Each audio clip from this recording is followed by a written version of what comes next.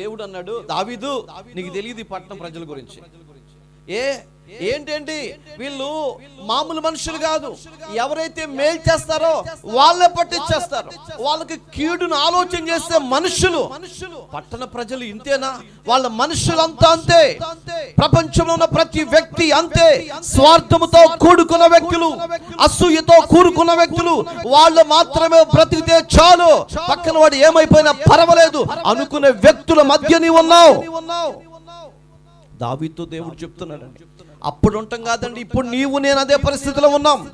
మన అనుకుని శారదీస్తాం, మన అనుకుని సహాయం చేస్తాం, మన అనుకుని మధ్యలో ఉంటాం, మన అనుకుని ఎన్నో కార్యాలు మనం వాళ్ళ కొరకు చేస్తాం.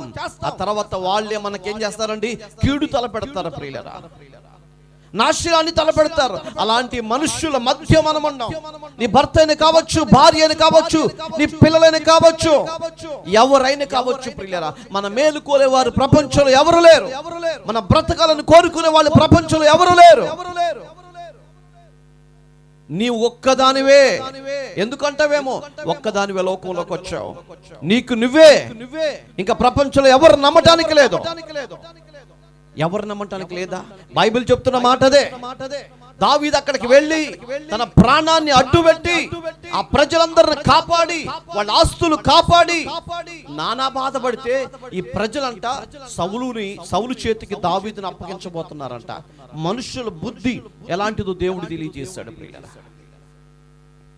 మీలో ఎవరైనా ఉన్నారా అంటే మనం అందరం అంటాం, నేను అలాంటి వాడిని కాదండి అని, అలాంటి వ్యక్తిని కాదని నేను అంటాం. అది ఎప్పుడు బయటపడితే తెలుసండి, ఇద్దరు వ్యక్తులు వెళ్ళి దొంగతనం చేస్తున్నప్పుడు ఆ దొంగతనం చేస్తున్న వ్యక్తి పక్కనున్న వ్యక్తి మీద చెప్తాడు, నేను కాదు, ఈవిడ చేసింది, ఈ అమ్మాయి చేసిందని చెప్పి దొంగతనం చేస్తున్న వ్యక్తి ఎవరి మీద చెప్తాడండి?